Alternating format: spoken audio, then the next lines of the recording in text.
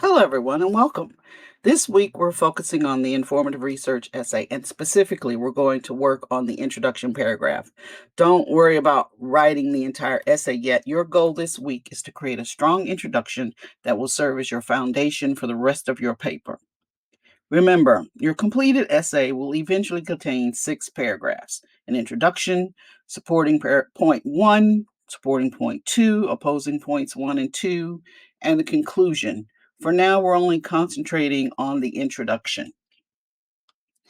Think of your introduction as a roadmap for your reader. It tells your audience what topic you're discussing, provides important background information, and introduces the major viewpoints that will be explored throughout the essay.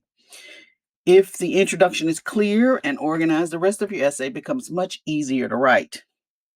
Our introduction has 3 parts. The first thing you need to do is to introduce your topic. You have 2 options. If your topic is something your audience may not fully understand, you can begin with a definition. However, the definition must be your own words. Do not copy and paste a dictionary definition. For most topics, this is usually the better choice, the general statement. You can begin with a sentence such as blank is a major issue in society because blank. This immediately tells readers what topic you're discussing and why it matters. Remember, your opening should help readers understand the significance of the issue today. After introducing the topic, you'll need to provide historical, legal, social, or contextual background information. This section should be about 5 to 7 sentences long. Most importantly, this section must begin by introducing one of your research sources. Why? Because research gives your paper credibility. You're showing readers that your information comes from reliable evidence rather than personal opinion. For example, if your topic is gun control, you might begin by discussing important legislation, court discussions, or historical events that shape the debate. The goal here is to answer the question, what does my reader need to know before they can understand this issue? By the end of this section, your audience should understand the basic background and why the topic remains relevant today.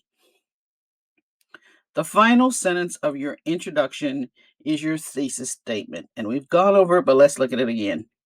This is the most important sentence in the paragraph because it tells readers exactly what perspectives will be discussed throughout the essay.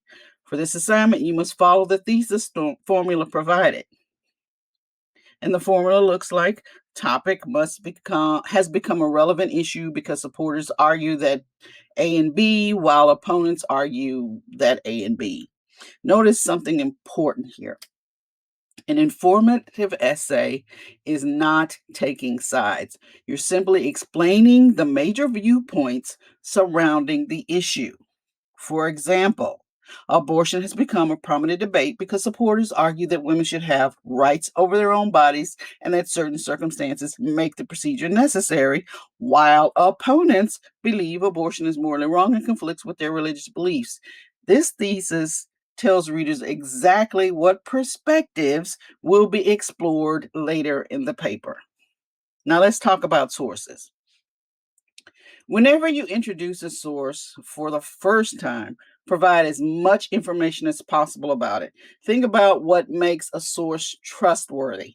Ask yourself who wrote it, what are their qualifications, what is the title of the article, when was it published, where was it published, a website, a database, that kind of thing, a journal. Providing this information helps establish credibility and demonstrates that your research comes from reliable sources. For example, in 2014, Professor of English Haley Lovell wrote in her article, If Comma Splices Would Kill, and the rest. Notice how the author's expertise and publication information help readers understand why the source should be taken seriously. After using information from a source, you must provide an in-text citation. The citation generally appears before the period at the end of the sentence. For MLA format, one author, two authors, three or more authors, this is what they look like. If a source has no author, use a shortened version of the title in quotation marks. These citations helps readers understand where information originated and prevent plagiarism.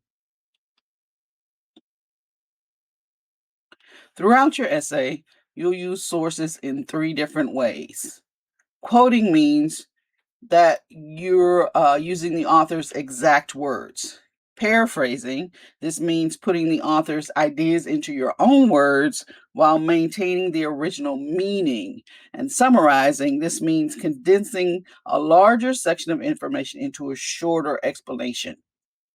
All 3 methods are valuable, and strong writers typically use a combination of them, and you must cite all of them. If you choose to quote a source directly, remember a few important rules. First, keep quotes short. As a general guideline, use about 2 quotes per page and avoid quoting more than 3 lines at a time.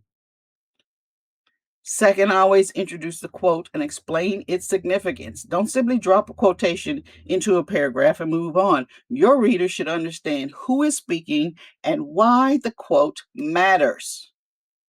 So you must follow it up. Finally, every draft of this essay must include a works cited page.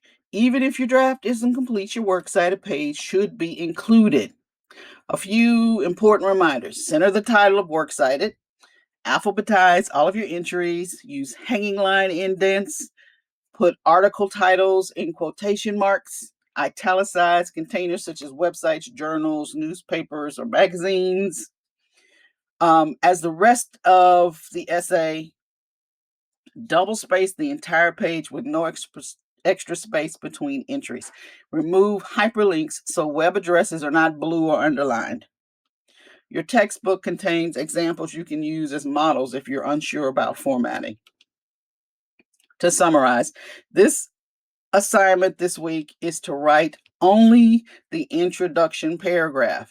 Make sure it includes an introduction to your topic, 5 to 7 sentences of background information supported by research, a thesis statement that follows the required formula. If you get stuck at any point, don't guess and don't panic. Stop where you are and send me a Teams message. I'd much rather answer a question early than have you spend hours frustrated. I look forward to reading your introductions. Good luck, and I'll see you next week.